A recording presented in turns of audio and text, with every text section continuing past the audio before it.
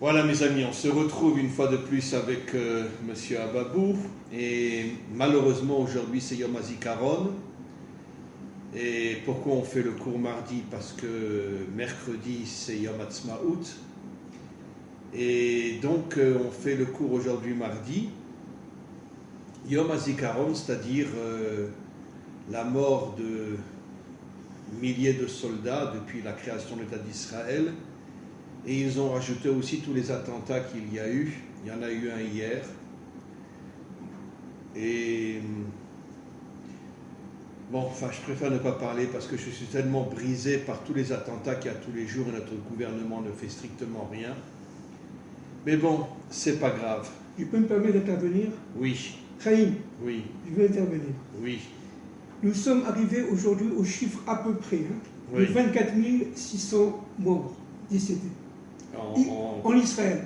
Depuis militaires et victimes du terrorisme. Oui. Ce qui correspond aux 24 500 morts élèves de Rabbi Akiva il y a des mois. Bravo. C'est extraordinaire. C'est Bravo. extraordinaire. Bravo. Il y a un rapport entre les deux. Voilà.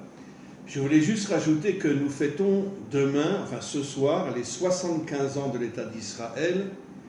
Et c'est un vrai miracle parce que justement, Dieu a dit à Abraham, quand il avait 75 ans, va vers la terre d'Israël. Exactement.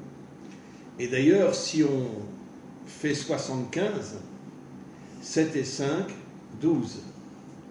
Ce qui veut dire que, d'une certaine manière, on est en train de reconstruire les 12 tribus d'Israël.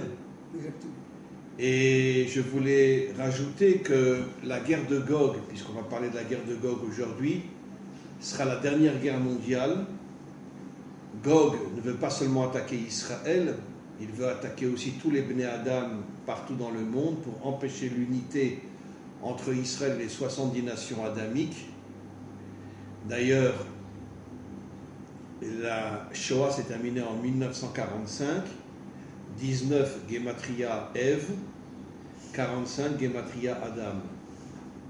Qui veut dire qu'en vérité, Hitler avait l'intention pas seulement de tuer tous les Juifs, mais de partir après en guerre contre tous les Bnei Adam dans le monde entier pour finalement laisser une nation de faibles, de moutons, d'esclaves pour pouvoir dominer en vérité toutes les nations.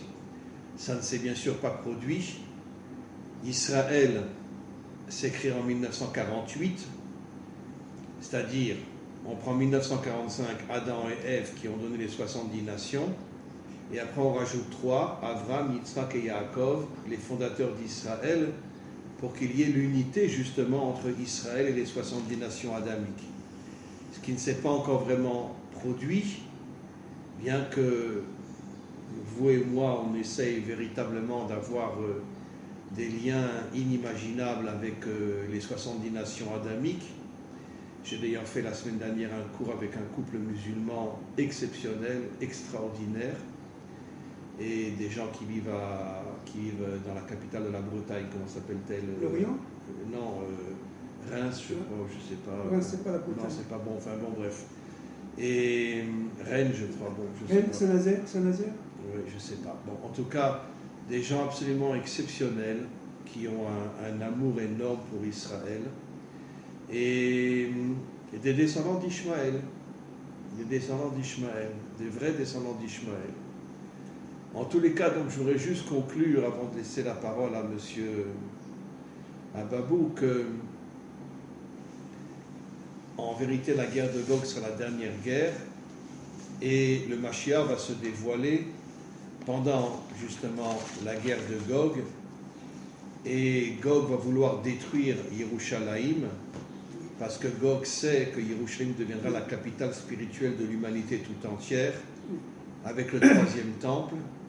Toutes les nations viendront au troisième temple, surtout pendant les 3 fêtes, Pessah, Shavuot et Sukkot, comme le disent nos prophètes. Et donc c'est toute l'intention de Gog de détruire Jérusalem, et après de partir en guerre contre tous les Bnei Adam du monde entier, chose qui ne se produira pas parce que le Mashiach va se dévoiler pendant la guerre de Gog, et va se battre, va monter une armée inimaginable, et va se battre bien sûr contre Gog, qui va repousser la terre d'Israël. Il y aura des centaines de milliers de morts dans l'armée de Gog, et après le Mashiach avec son armée partira en guerre contre tous les méchants de ce monde. Il purifiera le monde et il ne restera que des gens bien, que ce soit chez les musulmans, que ce soit chez les asiatiques, que ce soit chez les chrétiens aussi. Et je pense que dans toutes les religions, il va y avoir, on pourrait dire, une purification. Je suis convaincu que même si les chrétiens continuent à croire en Jésus, ils ne penseront plus que c'est le Fils de Dieu. Et je pense qu'à ce niveau-là, il va y avoir une grande révolution dans le monde chrétien, mais aussi dans la religion juive. Parce que la grande majorité des religieux sont dans le ciel, ils ne sont pas sur la terre. Alors que nos maîtres nous disent que Nitava, Kadosh Baruch Hu Liot Dira Batartonim, que toute la volonté de Dieu, c'est de se dévoiler justement dans le monde matériel et ne pas rester dans le ciel. Donc, il va y avoir une grande révolution dans toutes les religions qui sont l'opium du peuple, comme le disait Babeuf. Babeuf, voilà. Ah, c'était un bœuf. Comme le disait Babeuf. Et voilà, maintenant je sais... Karl Marx a repris l'expression de Babeuf. Karl Marx l'avait aussi dit, bien sûr, oui. Mais l'origine, c'est Babeuf. D'accord. Donc maintenant, je vous cède la parole. Et Bezrat Hashem, on le sait, la guerre de Gog va être dans notre génération. Bon, nous, on est déjà très âgés, alors je ne sais pas si ça sera vraiment à notre âge ou... voilà. Mais... Bon, de toute façon, si on monte en haut, j'espère qu'on jouera au foot. Hein. Parce qu'on va s'embêter en haut, non? Bien. Chaim, c'est un jour, aujourd'hui, je souris, mais c'est un jour pour nous très triste, un jour terrible. Avant de commencer véritablement, permettez-moi de citer de mémoire le Rav Kook, lorsqu'il parlait dans son livre Oroth sur la vaillance du soldat juif. Qu'est-ce que c'est qu'un vaillant pour le Rav Kook? Alors je donne ça évidemment d'une manière extrêmement synthétique. Juste pour vous interrompre, excusez-moi de vous interrompre, mon père est arrivé en Israël en 1946, il a fait la guerre de l'indépendance, c'est lui qui a créé le kibbutz Mishmar HaNegev. Oh là. Oui. Et mon père m'a raconté qu'ils avaient une mitraillette pour 10 soldats. Exactement. Une mitraillette pour 10 soldats, et malgré tout, bien que les musulmans avaient une mitraillette par soldat, ils sont malgré tout arrivés à les repousser. C'est ça, absolument, voilà. Absolument. Alors, qu'est-ce que c'est qu'un vaillant? Dit le Rav Kook, je dis ça d'une manière extrêmement synthétique, bien entendu, en quelques secondes. Il dit qu'en fin de compte, c'est quelqu'un qui est capable de donner sa vie pour l'autre. C'est-à-dire que véritablement, il arrive à un certain niveau spirituel, même s'il n'en est pas conscient, tellement élevé, qu'il arrive à la bina. Au moment où il fait cette action, qui est une action de suicide, n'est-ce pas, pour l'autre, et bien à ce moment-là, il arrive à être très très très grand. D'ailleurs, nos maîtres disent dans le Talmud que chaque personne qui donne sa vie pour Dieu, il monte directement à côté de Dieu, sur le et ça devient l'armée de Dieu pour aider Israël à revenir sur sa terre. C'est exactement ça. Exactement. Donc la vaillance, et l'histoire d'Israël moderne, depuis 1948, même avant. N'oublions pas Truppeldor, Joseph Truppeldor en 1919-1920, n'est-ce pas, qui s'est carrément fait tuer pour Israël, et c'est pas le seul. Nous avons une histoire incroyable. Moreno, Klein. Oui, bien sûr, Moreno, Klein, etc. Et ce ne sont pas les seuls, énormément d'histoires comme ça, Hana Senesh, etc., qui font que véritablement le vaillant, c'est celui. Elle a été torturée à mort oui, par les nazis. Oui. C'est celui qui est capable tout simplement d'aller jusqu'au bout de soi-même de manière à pouvoir libérer et sauver l'autre. Ouais. L'autre. L'officier en Israël, il part avant à la guerre, il part au combat avant ses soldats. Donc ça c'est une première chose. Deuxième chose très importante. On va commencer la guerre de Gog maintenant, humblement, d'une manière très synthétique, mais on va essayer d'aller progressivement au fond des choses. On va commencer par la prophétie d'Ézéchiel en français 37. Oui.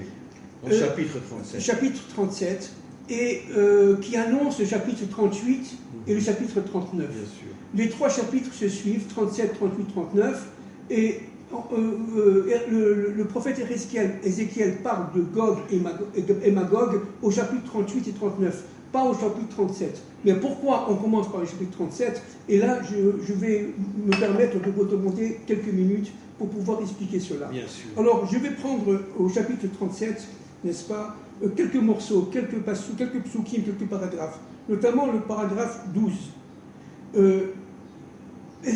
Ézéchiel se faisait appeler par Dieu fils de l'homme, Ben Adam, d'accord, fils de l'homme. Ces ossements, on parle des ossements desséchés. Juste avant, il y a, si vous voulez, la résurrection des morts. Ok, mais ce n'est pas le thème aujourd'hui. Ces ossements, c'est toute la maison d'Israël. Ainsi parle le Seigneur Dieu. Voici que que j'ouvre vos tombeaux, ô mon peuple, et je vous ramènerai au pays d'Israël. Je mettrai mon esprit en vous et vous serez vivifiés, et je vous assoirai sur votre sol, et vous reconnaîtrez que je suis l'Éternel qui ai parlé et qui exécute, dit l'Éternel. D'ailleurs, l'homme a été créé à partir de la terre. Absolument. Pour bien nous faire comprendre, Adama, et il s'appelle Adam, absolument, qui vient de la terre, absolument, pour bien nous faire comprendre que tout le désir de Dieu, c'est de se dévoiler dans le monde matériel. Absolument. Et pas de rester coincé dans le monde d'en haut. Absolument. Il faut passer de Adama à Adam. Bien vous sûr. comprenez? C'est toute l'histoire. Adam, c'est Adama. Ah, c'est Adama. Bien sûr. Adama, c'est Adam. Bien sûr. Alors, je continue, et après, on va essayer d'expliquer un peu quelques... Paragraphe, Passouk 21, 22, 23, je vais très vite. Voici, je vais prendre des enfants d'Israël d'entre les nations où ils sont installés. Je les rassemblerai de toutes parts, et je les conduirai sur leur territoire. Je les constituerai en nations unies dans le pays, sur les montagnes d'Israël. Un seul roi sera leur roi, etc., etc. Bon, je m'arrête là parce que c'est un peu long. Pourquoi c'est très important? Aujourd'hui, à la veille de Yom Ha'atzmaut, du jour d'indépendance, il faut comprendre une chose, c'est que Gog, qui représente les forces du mal, savent tout simplement, avant le bien, ce qui va se passer. On est d'accord. Maintenant, les forces du mal, les forces de Gog, eux, malgré tout, n'ont aucun pouvoir de comprendre Israël. Ils ne le comprennent pas. Israël est tout miracle. Israël est tout, j'allais dire, Bina, parce qu'en rentrant dans la terre d'Israël, il rentre dans la Bina. La terre d'Israël est une seule terre qui est capable de faire pénétrer le peuple d'Israël hébreu de retour sur sa terre vers la Bina. D'ailleurs, le Zohar dit que la terre d'Israël est éclairée par la Malchoute de Dieu, exactement, qui elle-même est éclairée par la Bina. Exactement. Le seul endroit où la Bina éclaire le monde, c'est sur la terre d'Israël. Exactement, exactement. Et ça, si vous voulez... c'est une énigme. C'est pour ça que partout ailleurs, les Juifs qui vivent en dehors de la terre d'Israël sont déconnectés de la Bina. Complètement, complètement. C'est pour ça que Gog ne peut en aucun cas percevoir ce genre de choses. Ce qu'il perçoit, c'est que sa fin est proche, ça le rend complètement exalté, fou, pour ne pas dire, n'est-ce pas? Parce qu'il sent la mort venir, donc il veut absolument détruire Israël qui revient sur sa terre, c'est lié directement au sionisme. Et d'ailleurs, la raison pour laquelle l'ONU a voté le retour d'Israël sur sa terre, la raison cachée, c'était pour que les Arabes nous attaquent et nous détruisent. Absolument. En vérité, c'est tous des salopards. Absolument. Qui ont complété avec les musulmans. Absolument. Pour détruire l'État d'Israël. Absolument. Parce que Hitler n'est pas arrivé à détruire tous les Juifs, donc ils se sont dit, bon ben, les musulmans vont détruire tous les Juifs. Le but d'Hitler, c'était de détruire Israël, le Yishuv. Et l'ONU aussi. Et l'ONU aussi. L'ONU, c'est la plus grande saloperie qui existe sur Terre. Alors, l'ONU fait partie des forces de Gog, entre parenthèses. Évidemment. On en parlera. Alors, ce qui est très important de comprendre maintenant, par rapport à ce que dit Ézéchiel, au Psukim 12, 22 et 23, etc., 21, 22, 23, il dit une chose très intéressante. Il dit qu'en fin de compte, je les ramènerai. C'est le mot mentionniste. Je les ramènerai. Pas ils ramèneront par Tzahal ou je ne sais pas quoi. Je les ramènerai. Ça veut dire, en fin de compte, le sionisme est un projet divin. C'est le retour d'Israël sur sa terre. Pourquoi? C'est ce qui s'est passé 3 ans après la Shoah. Bien sûr. Qui nous a ramenés sur notre terre? C'est Dieu. Bien sûr, bien sûr. Alors pourquoi c'est très important? Qu'est-ce que c'est que la terre d'Israël? Alors en un mot, je répète ce que j'ai dit une fois avec vous, Chaim, et je le répète parce que c'est très important. La terre d'Israël est une terre très très très spéciale. D'abord, elle vit au niveau de son extériorité, elle vit comme les autres terres. elle donne des fruits, etc. etc. Elle respecte les lois de la nature, les mondes d'Elohim, à 100%. Bien sûr. Et au niveau de l'histoire, elle va vivre aussi les différentes civilisations très rapidement. En 2 générations, en 60 ans, Israël a vécu 3 révolutions industrielles. Je ne sais pas si on se rend compte. La France a mis 200 ans pour en faire une. Le rythme d'évolution ici est très très rapide. Et la maturité de l'histoire en Eretz Israël est très très très rapide. Pourquoi? Pas que Israël c'est le pays le plus cher au monde aujourd'hui. Oui, on en parlera. Pourquoi? C'est très important. Parce que tout simplement, Israël dans son extériorité, la terre d'Israël donne ses fruits lorsqu'il y a le retour d'Israël sur sa terre. C'est-à-dire, la terre d'Israël est féminine. C'est marqué dans le Talmud. Bien sûr. Que lorsqu'Israël reviendra sur sa terre, les arbres donneront leurs fruits. Absolument. Sanhedrin. Talmud, Sanhedrin. Alors, vous avez donc, si vous voulez, ce point-là, au niveau féminin, non seulement elle donne ses fruits, elle respecte les lois de la nature créées par Dieu, Elohim, mais aussi et surtout, elle est capable de pénétrer l'intériorité de chacun d'entre nous. L'intériorité, c'est la dimension féminine. Exactement. C'est-à-dire qu'en fin de compte, c'est la femme qui rentre dans l'homme, d'accord? La terre est féminine, Am Israël est masculin. D'ailleurs, quand il y a une relation entre l'homme et la femme, l'homme rentre dans l'intériorité de la femme. Absolument. Ce qui veut dire qu'en vérité, que la femme, c'est l'intériorité de l'homme. Absolument. C'est tout à fait juste. Donc, la terre d'Israël, qui est une terre absolument spéciale, parce qu'elle nous permet d'être nous-mêmes, c'est elle qui va réconcilier notre identité individuelle et collective. On juif, mais hébreu. Voilà. Juif est un nom galoutique. Exactement. Et on sera des ivrim, des hébreux. Exactement. La terre d'Israël est une terre qui va nous redonner non seulement confiance en nous-mêmes, va nous faire véritablement des ben Adam, des hommes Adam. Pourquoi? Des combattants. Pourquoi? Parce qu'elle va réconcilier... Comme dit le Talmud, Atem Kroyim Adam. Exactement. Vous êtes appelé Adam, mais seulement sur la terre d'Israël. Voilà. Elle va réconcilier notre extériorité et notre intériorité. Absolument. Ça, c'est la terre d'Israël. Le couple. C'est le couple. D'accord? C'est le couple. Qu'aujourd'hui, que les dirigeants font tout pour détruire le couple. Exactement. Alors, qu'est-ce que ça veut dire? On va essayer de comprendre un peu. Je répète. La terre d'Israël, elle est truffée à partir de Jérusalem, de points cosmiques. C'est quoi un point cosmique? C'est un point qui réunit le ciel et la terre. D'accord? Absolument. Alors, il y a des points cosmiques qui sont masculins et des points cosmiques qui sont féminins. D'ailleurs, c'est la raison pour laquelle Jérusalem est la seule ville en Israël qui a à la fois une dimension matérielle, cachère, inimaginable, et spirituelle, inimaginable. Exactement. Si tu vas à Bnei Brak, c'est que spirituel. Si tu vas à Tel Aviv, c'est que matériel. Exact. Jérusalem, c'est l'union entre l'âme et le corps. Exactement. C'est l'union entre bravo, Chaim.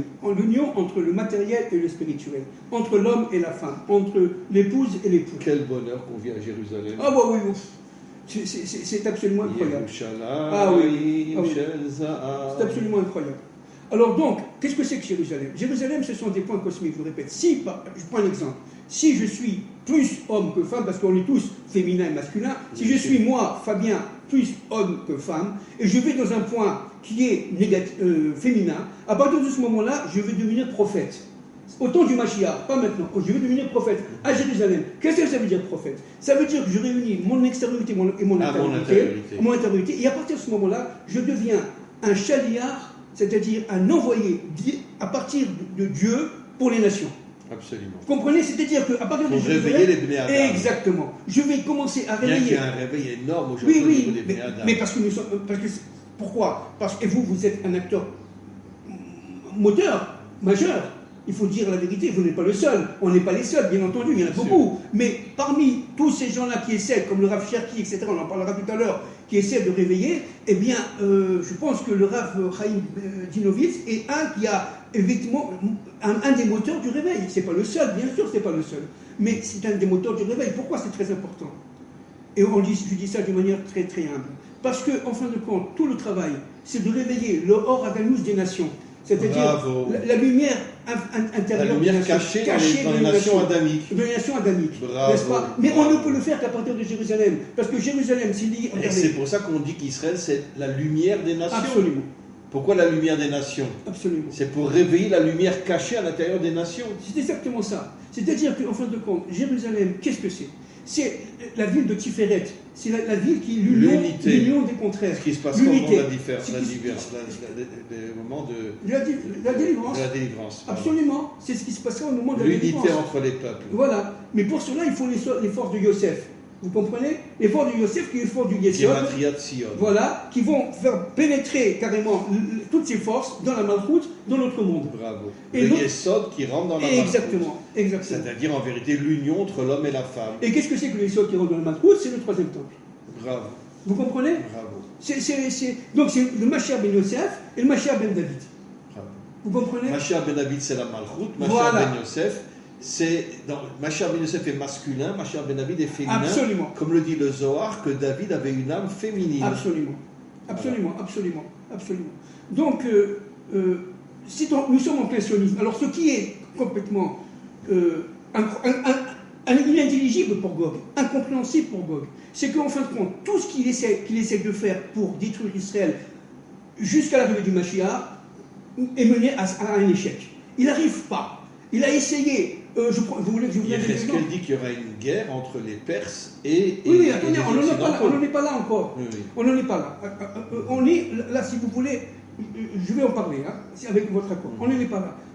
Depuis 1948 jusqu'à aujourd'hui, les nations, si je prends par exemple l'Amérique, avec le plan Habib, vous avez oublié peut-être, dans les années 73-74, il y a eu le plan Habib, qui était un diplomate américain, qui a tout fait pour pouvoir faire une paix, soi-disant, un Pax Americana entre Israël et ses ennemis arabes. Une vitrine. Une vitrine. Après, il y a eu, n'oublions pas, Kissinger. Kissinger qui a fait des allers-retours sans arrêt pendant des jours et des jours pour pouvoir essayer de rattraper. Mais ce qu'il faut comprendre une chose, c'est qu'à chaque fois qu'Israël gagne la guerre militaire, il perd la guerre diplomatique. Parce que les Américains l'arrêtent net. Bien sûr. Vous comprenez? Parce que tout simplement les forces de Gog font tout pour empêcher Israël d'être vainqueur absolu. Mais absolument. Absolu. Et ça, c'est dans toute l'histoire. Je vous donne un autre exemple. On va prendre un autre exemple. Les accords de Camp David en 1977. Les accords entre le président Anwar el-Sadat d'Égypte, M. Menachem Begin et le président Carter. Eh bien, qu'est-ce qui est sorti de cela? Il est sorti tout simplement un phagocytage d'Israël. Mais bien sûr. Mais attention, mais ce qui est très intéressant, regardons aussi en 1992, les accords d'Oslo. On est en train de vivre encore les conséquences des accords d'Oslo. Mais de toute façon, les dirigeants américains font tout pour détruire Israël. Voilà. Maintenant, il y a autre chose qui est très intéressant. Biden est un nom allemand. Vous avez dit. Biden, c'est un nom allemand. Il y a autre chose qui est très intéressante, c'est que les Russes, les Soviétiques ont tout fait aussi pour détruire Israël. C'est eux qui ont armé, et ça j'ai fait une thèse à un moment donné sur l'économie militaire et une thèse de doctorat à l'époque, dans les années 82, et j'ai démontré que les non-soviétiques donnaient énormément d'armes à l'Égypte, à la Syrie, en contrepartie de production de coton lorsque les Égyptiens et les Syriens auront la possibilité. C'était un don. Au départ, Israël était avec les Russes. Absolument. Et quand après ils ont tourné le dos aux Russes pour s'allier aux Américains, absolument, la plus grande bêtise qu'Israël a fait dans sa vie, à ce moment-là, les Russes se sont vengés et ont voulu détruire Israël. Absolument. Mais si Israël était resté avec les Russes seraient nos meilleurs amis aujourd'hui. Parce que les Russes, tout simplement, pensaient qu'Israël était un pays communiste. À l'époque, nous sommes au niveau du Ben Gurion. Ils pensaient que c'était communiste. Bien sûr. C'était communiste. D'accord. Et un point très important là, ici, c'est que, en fait, le général de Gaulle, en 1967, quand il a fait l'embargo sur les armes contre Israël, là aussi, il a joué le jeu et le rôle de Gog. Pourquoi? Parce qu'il a empêché Israël de se défendre. Les armes, toutes les pièces détachées étaient françaises à l'époque. Israël est devenu fou. Or, cet embargo de 67 et 68 du général de Gaulle, n'oublions pas les fameux vedettes de Cherbourg. Et quand ils ont vu qu'Israël a vaincu les musulmans, ils se sont dit, on va aider les musulmans à détruire Israël. C'est exactement ça. Puisque tout le retour d'Israël sur sa terre par l'ONU, c'était pour que Israël disparaisse à cause des guerres musulmanes. Absolument. Alors, les musulmans ont été utilisés par Édom pour détruire Israël. Maintenant, comme les Perses seront utilisés par les dirigeants américains pour attaquer Israël. Absolument. Maintenant, c'est tout à fait juste. Maintenant, tout ça mène au développement économique d'Israël. C'est ça qui est incroyable. Je prends un exemple. En 1967, Israël était complètement dépendant de la France au niveau des armes. et un tout petit peu de Tchécoslovaquie. Ils étaient complètement dépendants de la France. L'embargo du général de Gaulle en 1967 a obligé Israël à s'autodéfendre et à créer sa propre industrie militaire. Bravo. Vous comprenez, à partir des années 70, moi je suis économiste, vous le savez, le taux de croissance de l'économie israélienne va commencer à véritablement sortir de sa torpeur et devenir tout à fait progressive et tout à fait positive. Israël commence à devenir à ce moment-là un pays, disons, socialo-libéral et va commencer à développer une industrie. Et pendant les années 70, l'industrie militaire va faire, si vous voulez, des... D'ailleurs, aujourd'hui, Israël vend des armes en Corée du Sud. Bien sûr. Et dans beaucoup d'autres pays. Partout. Israël a une industrie militaire exceptionnelle. Oui, absolument. Et Gog le sait, entre parenthèses, Gog le sait. Maintenant, ce qu'il faut comprendre, une chose très très importante, c'est que ce développement de l'industrie militaire a entraîné en Israël le développement de l'industrie tout court. Notamment la sidérurgie, la métallurgie, mais aussi le high-tech qu'on appelle aujourd'hui le high-tech, l'informatique, etc. C'est-à-dire que ça a été tout simplement l'élément source du développement économique d'Israël. Bravo. À partir de quoi? À partir d'un nom de De Gaulle. C'est fou. D'accord? Et prenons les années 80, c'est la même chose. À partir du moment où il y a eu les accords de Camp David, il y a eu les attentats, le développement du terrorisme international, notamment contre Israël. Rappelez-vous un peu ce qui s'est passé, ok, en 1976, le Premier ministre a perdu Netanyahou a perdu son frère, l'opération Entebbe. N'oublions pas tout ce qui s'est passé. Israël a été obligé tout simplement de se prendre en main, en charge, et là il y a eu la création d'une classe moyenne. Une classe moyenne qui va, aujourd'hui, qui se rebelle, en grande partie à Tel Aviv, mais qui va tout simplement prendre si vous voulez, sur ses épaules toute l'économie israélienne. Et là, vous allez avoir exactement, non seulement la création d'entreprises, la création de PME, de PMI, mais surtout d'entreprises qui vont devenir de plus en plus multinationales. Bien sûr. Que ce soit Teva, que ce soit, etc. Il y en a plein. D'accord? Et à partir de ce moment-là, dans les années 2000, il va y avoir un phénomène incroyable.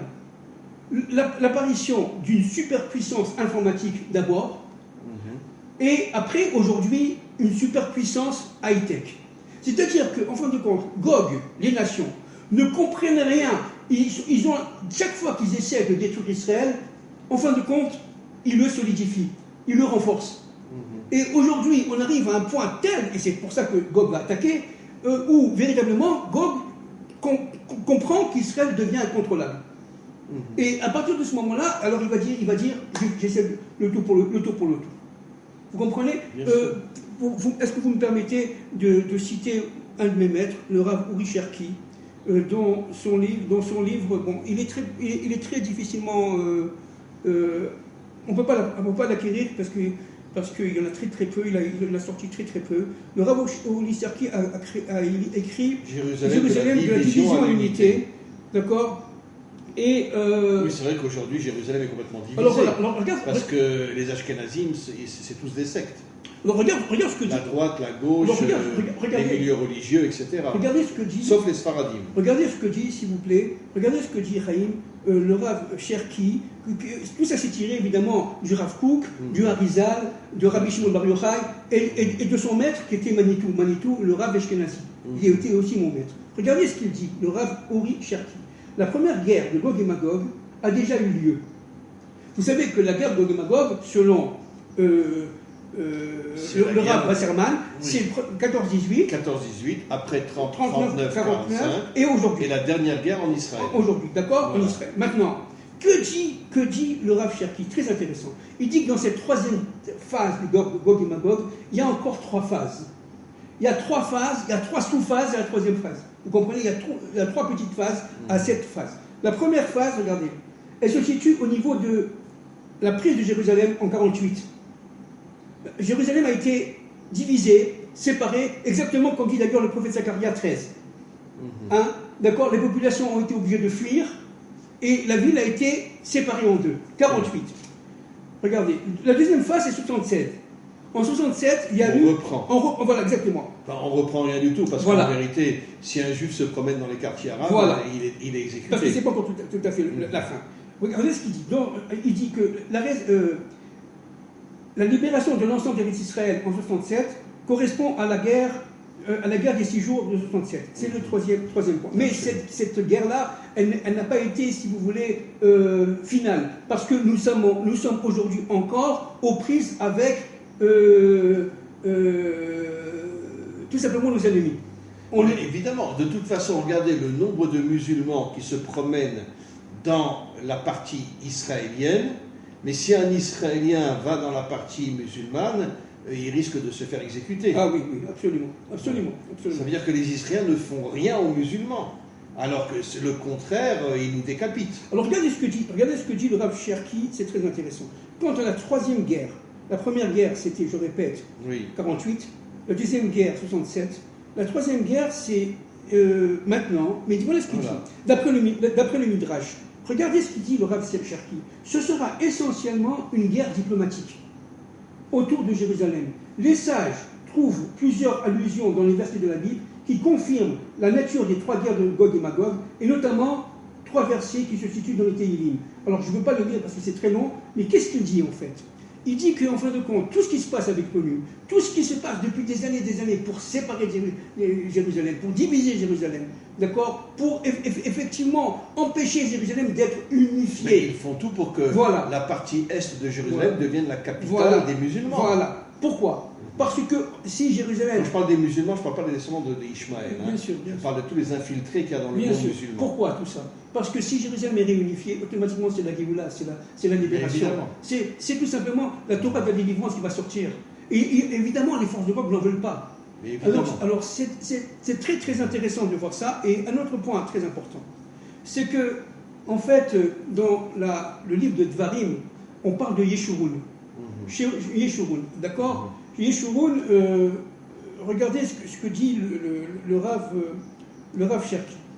Depuis 1948, c'est l'identité d'Israël qui a pris le relais. Avant 1948, c'était les Juifs et la Torah de l'exil.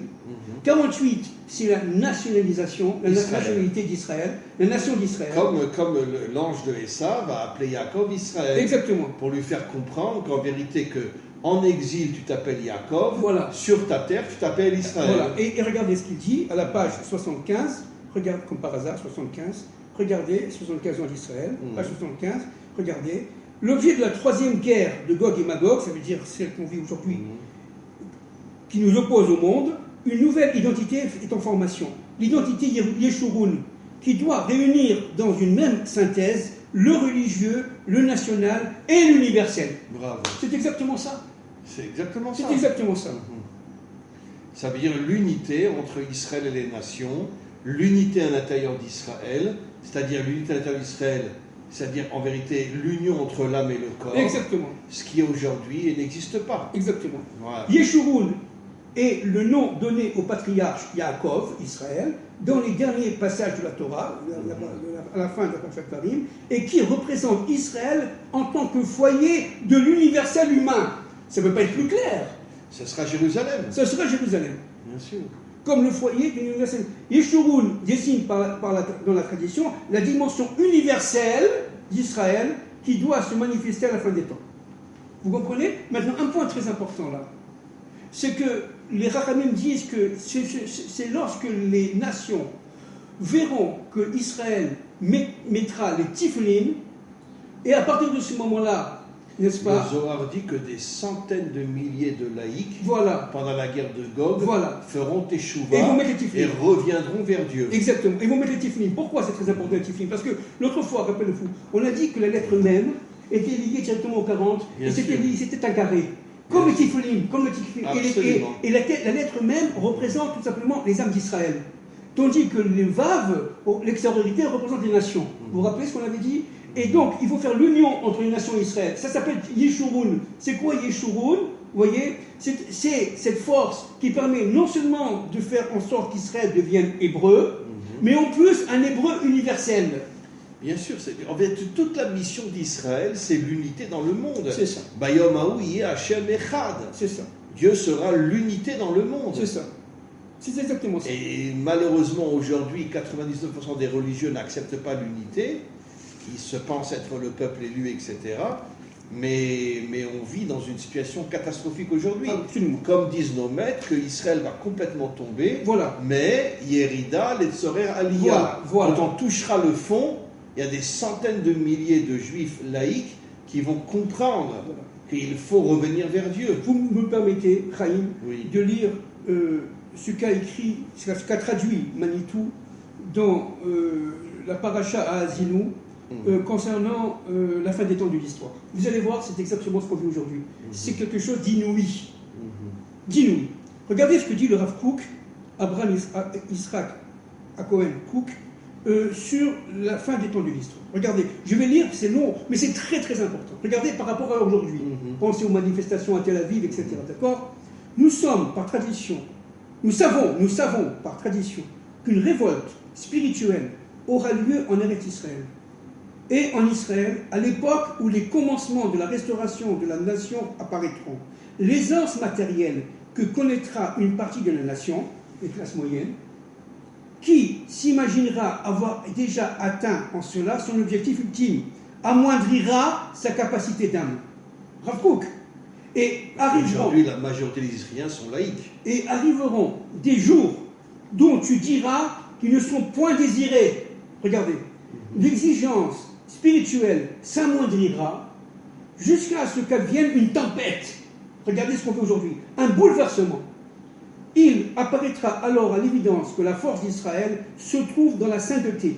Après ça, vous voyez, après cette révolte, dans la lumière divine et dans sa loi, dans l'exigence des clartés de l'esprit, qui sont, elles, la véritable vaillance qui peut vaincre les mondes et toutes les forces hostiles.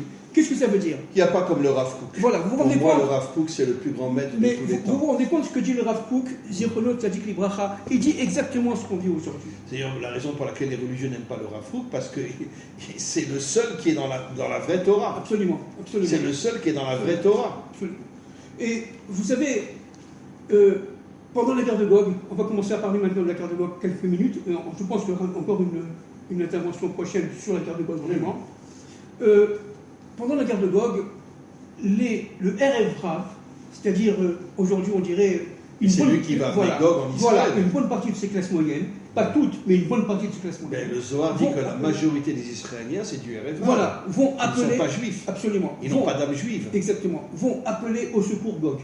Bien sûr, pour détruire Israël. Pour détruire Israël. Bien sûr. Vous comprenez ? Et à ce moment-là, il apparaîtra un bonhomme qu'on appelle Arminus. Vous avez entendu parler évidemment d'Arminus. Oui, bien sûr. Alors il y a énormément de textes là-dessus. On dit qu'il avait 3 pieds, bon, enfin bref, tout est codé. Qu'il était complètement sauvage, il n'entendait pas d'une oreille et de l'autre il n'entendait que le mal. Bon, bref, tout ça c'est connu. Mais ce qui est très important de comprendre, c'est que le Zohar dit que, et ça a été repris par le Rav Saadia Gaon, il y a 1000 ans, le Rav Saadia Gaon, il y a 1000 ans, n'est-ce pas ? Le Rav Saadia Gaon a vécu en Égypte et il est parti après en Irak, d'accord ? Il y a 1000 ans. Et donc, le Rav Saadia dit la chose suivante, il dit que Arminus réussira à tuer le Mashiach ben Yosef. Bien sûr. Il réussira à tuer le Mashiach ben Yosef, mais il ne réussira pas à tuer Mashiach ben David. Et Gog et Arminus, dit monsieur Yosef, le Rav Yosef Astropoulos, bon, Astropoulos, il y a plusieurs centaines d'années, ce sont 2 frères jumeaux. Gog et Arminus sont 2 frères jumeaux. Et il y a des textes qui disent que, en fin de compte, le Mashiach ben Yosef risque d'être tué par les envoyés de Gog en terre d'Israël, le Erev Rav. Le Erev Rav. Le Rav de Sokolov dit que la plus grande guerre qu'Israël mènera, plus dure encore que contre Esav et Ishmaël, contre Esav et les musulmans, pardon, pas Ishmaël, ça sera la guerre contre le Erev Rav. C'est dans le Sefer Kolator. C'est ça. La dernière grande guerre d'Israël, qui sont minoritaires ici en Israël, ça sera contre le Erev Rav. C'est ça. Alors pour la plupart des commentateurs qui s'inspirent du Rav Kook, comme le Rav Cherki, etc., ils disent que Zacharia 13, là où on parle vraiment de la ville d'Israël, de Jérusalem, qui sera détruite à sa moitié, etc., il dit que c'est la guerre de 48. Et donc Zacharia 13 est déjà passé, c'est ce qu'ils disent. D'accord ? Parce que ça fait très peur. hein, les femmes violées, etc., etc. Bon, Bezrat Hashem, pourvu qu'ils ont raison que c'était en 48. Et que, véritablement, cette phase-là est passée. Maintenant, un point très important, très très très important, c'est que, en fait, aujourd'hui, où on en est? Aujourd'hui, on en est que Gog est en train de comprendre qu'il est, pour lui, impossible d'affaiblir Israël s'il ne détruit pas directement par la force militaire. Alors, qu'est-ce qui est en train de se passer? L'Iran est en train, tout simplement, d'entourer Israël. Il est en train, et bon, évidemment, le gouvernement israélien le sait, entourer Israël par le Hezbollah au nord, par le Hamas, et maintenant il fait des accords secrets avec la Jordanie, c'est ce qu'on est en train de comprendre. Et évidemment, avec la Syrie, la Jordanie, avec l'appui de la Russie et l'appui de la Chine. C'est-à-dire que là, vous allez avoir ici les forces du Nord qui vont, comme dit le Zohar, et comme dit, le mal viendra du Nord. Et comme dit Eresquiel 38, n'est-ce pas, ça va venir du Nord. Maintenant, les Chachamim disent, dans le Zohar, à partir du Zohar, ils disent qu'en fin de compte, Gog, c'est une force qui vient du Nord. Aujourd'hui, on dirait les chiites, les islamistes, c'est tout ce que vous voulez, qui vont, avec des Afghans, des Pakistanais, etc., des gens qui vont prendre, si vous voulez, Israël par surprise. Et là, on est en train de voir l'Iran qui est en train de former tout cela. Mais aussi, il dit une chose très intéressante, ils disent qu'au Vatican, à Rome, se réuniront une bonne partie des Dômes, des Occidentaux, pour détruire Israël. Mais la plupart des nazis qui ont été récupérés par les Américains sont passés par le Vatican. Absolument. Ils ont été dans le Vatican. Absolument. Maintenant, moi, j'avais, bon, je m'excuse de le dire, mais j'avais un très très très grand ami qui était le chef prieur de la basilique Saint-Pierre, et il m'a dit, d'accord, il m'a révélé une chose absolument incroyable, il m'a dit, Rav, vous ne pouvez pas imaginer le nombre de prostituées qui rentrent au Vatican, avec tous les prêtres et les cardinaux. Il me l'a dit clairement. Ça veut dire que le Vatican, c'est le pays où il y a le plus de prostituées qui rentrent là-bas.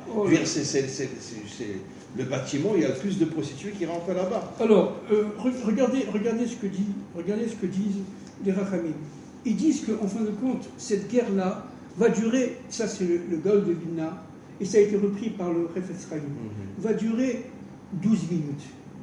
12 minutes. Et il y en a qui disent 20 minutes. Enfin, le Zohar dit 12 mois. Oui, alors attendez. Et le Mashiach se dévoile le 12e mois. Je vous explique. 12 minutes. Alors, excusez-moi d'abord, je vous demande pardon, ça va faire très peur, mais c'est ainsi, ce sont les textes. Ils disent que, en fin de compte, un tiers de l'humanité sera anéanti tout de suite. Un tiers seront blessés. Il faudra 12 mois pour les guérir. Et beaucoup mourront. Et un tiers survivront sains et saufs. C'est-à-dire que les 2 tiers de l'humanité, les deux tiers de l'humanité voilà, vont disparaître. Voilà, exactement. D'accord? Et un tiers de l'humanité va disparaître. Voilà. Alors c'est dans la Mishnah Maseret Adayot, Perek Bet Yud. Bon, si ça vous intéresse. Et Dieu conduira Gog vers Jérusalem et descendra les combattre. C'est-à-dire qu'en fin de compte, c'est Dieu qui combattra directement Gog. Ok? Comme c'est marqué dans le prophète Eresquiel et Zacharia aussi, voilà, qu'il y aura des choses qui vont tomber du ciel sur la guerre de Gog. Alors, il y en a qui disent qu'il va y avoir, si vous voulez, des pierres c'est codé, de 45 kilos. De 45 kilos, c'est-à-dire des choses incroyables. Qui vont tomber sur Gog. Alors regardez, mais ils seront complètement défaits, ils seront détruits complètement. Et les armées du sud, occidentales du sud, elles vont être prises à la fois par une guerre intestine entre elles. Il va y avoir d'autres occidentaux qui voudront protéger Israël. Vous comprenez? Il va y avoir des pays occidentaux qui voudront protéger Israël et d'autres qui voudront détruire Israël. Mais le Malbim dit clairement qu'après il éclatera une guerre entre les occidentaux et les Iraniens. Exactement. Alors, c'est ça. Alors, dans un premier temps, il va y avoir cette guerre à l'intérieur même du Vatican et dans Rome. Je ne sais pas si on s'en rend compte, une guerre incroyable. Et c'est à ce moment-là que Rome sera détruite. C'est ce qui est écrit. Absolument. Et après ça, il va y avoir un réveil des Occidentaux qui vont faire le lien avec la Perse pour, une fois pour toutes, détruire Israël. Mais ça ne marchera pas. Et ça ne marchera pas. Parce qu'ils se détruiront les uns les autres. Ils se détruiront les uns les autres. Alors, les Rachamim disent, là je vais citer 5 buts, 5 objectifs de la guerre de Gog et Magog. 5 objectifs. Premier objectif, détruire les impuretés, les clipotes, présentes dans le monde. Détruire les impuretés présentes dans le monde. Deuxième objectif, reconnaissance de Dieu comme seul maître de l'histoire. Troisième objectif, punir les nations du mal fait à Israël. Et ça va être terrible pour les nations, d'accord ? Quatrième point, récupération par Israël des richesses qui lui ont été confisquées pendant toute l'histoire. Bien sûr. Et cinquièmement, sauvetage des seuls juifs d'Israël qui ont été fidèles à Dieu. Alors Dieu. Ouais. C'est complètement fou. Ouais. C'est complètement fou. Et il faut comprendre qu'Israël sortira seule victoire, grâce à Dieu, seul vainqueur de cette guerre de Gog et Magog. C'est incroyable. C'est incroyable. Les miracles, dit la Maseret Brachot, page 13, bien les sûr. Miracles disent de la sortie d'Égypte et de... La guerre de Gog. Non, le miracle dit de la sortie d'Égypte et de Purim, n'est-ce pas, ne sont rien par rapport au miracle de la guerre de Gog. Parce que d'ailleurs, les prophètes disent qu'il y aura des tremblements de terre en Israël, dans tous les endroits où vivent les musulmans, et c'est comme ça que les musulmans fuiront la terre d'Israël. Exactement. Et c'est marqué dans les prophètes. Exactement. Là où les musulmans vivent, il y aura des tremblements de terre pour les faire partir et qu'ils retrouvent finalement le monde arabe et qu'ils quittent la terre d'Israël. Et vous savez comment ça va se passer pour le temple ? Un feu du ciel va venir. Absolument. Un feu du ciel va venir, oui. Incroyable, et va détruire ce qui doit être détruit. Absolument. Et là, le monde entier va rester comme ça. Parce que là, c'est pas humain, c'est pas de Tsahal, c'est pas l'armée d'Israël, c'est pas la technologie. C'est un feu du ciel. Et là, ils vont commencer à comprendre. Ils vont commencer à comprendre un point très très important, c'est que Dieu est avec Israël et avec les biens Adam, descendants d'Adam Arishon. Voilà. On peut continuer, mais je préfère quand même finir. Non, on terminera la prochaine fois. Voilà. En tout cas, merci énormément et on continue la semaine prochaine. Bravo, merci énormément.